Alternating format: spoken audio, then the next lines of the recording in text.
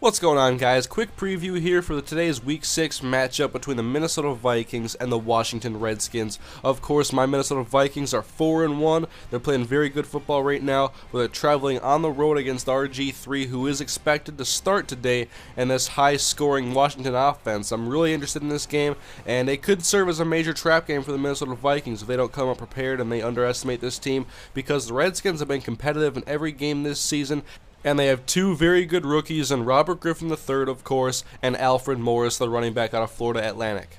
But for the Minnesota Vikings today, they're playing their first game outside of a dome, and it's also their third road game of the year. And their offense has struggled in the previous two road games, but this is probably their best matchup defense-wise, I would have to say, with them having two big injuries in their front seven with Brian Arakpo and Adam Carricker, and that beat-up secondary that I believe is like 31st against the pass in the NFL.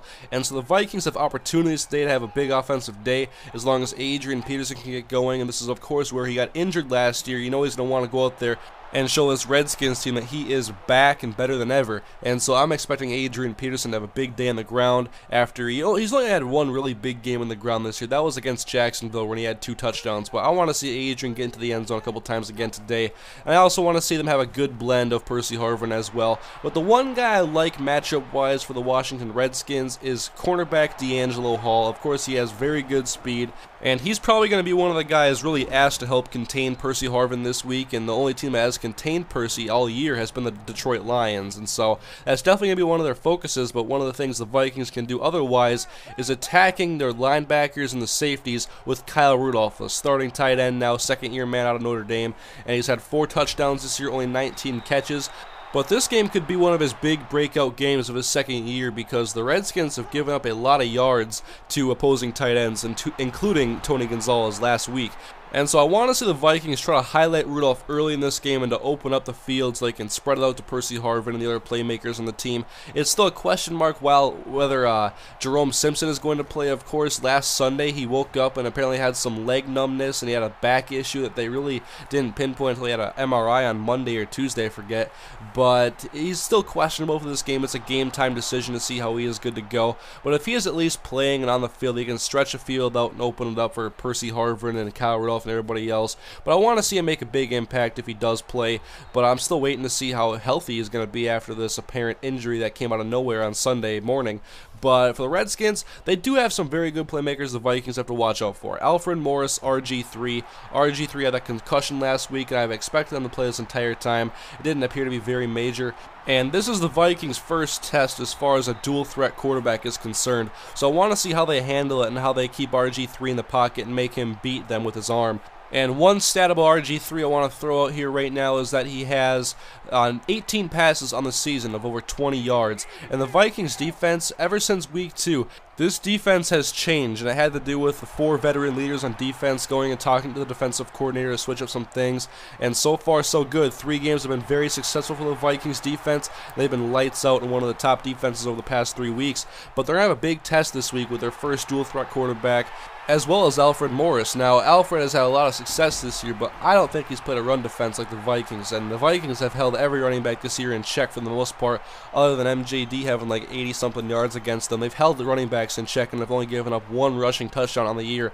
And so if they can stop Alfred Morris from taking over this game and extending drives and moving the chains, and they don't let RG3 beat him deep, that's going to be the Vikings' best opportunity to get the win and make RG3 beat him underneath with his legs, although that could be dangerous for the Vikings. They don't have all the speed in the world on defense, although they did get faster this offseason by getting Josh Robinson, the fastest guy at the combine. Harrison Smith is an upgrade at safety. But we'll see how much they do run the ball with RG3 and run the option style, or if he runs when he has to pass.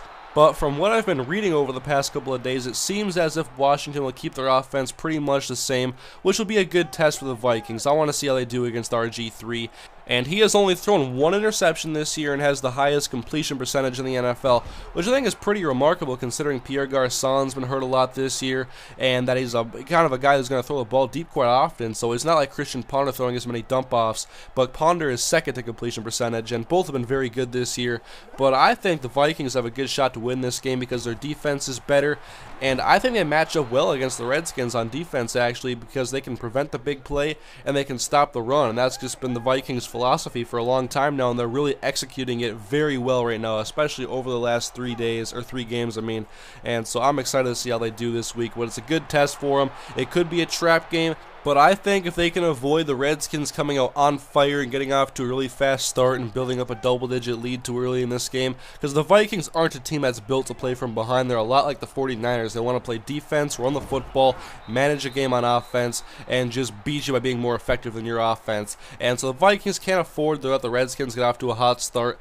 But I think the coaches and the veterans on this team have been doing a good job of making sure the Vikings don't let winning get to their head and the media attention get to them. So I think they're going to be okay in that regard, but we'll see how it goes. I mean, the Vikings haven't been so successful in the last few years. It is odd to see them winning once again, but it's awesome to see that as a Vikings fan.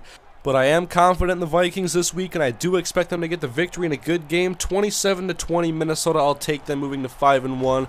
But anyways, guys, that is my preview of today's matchup between the Vikings and the Redskins. So leave your thoughts in the comment section on this game in particular. And thank you for watching. I'll see you guys next time.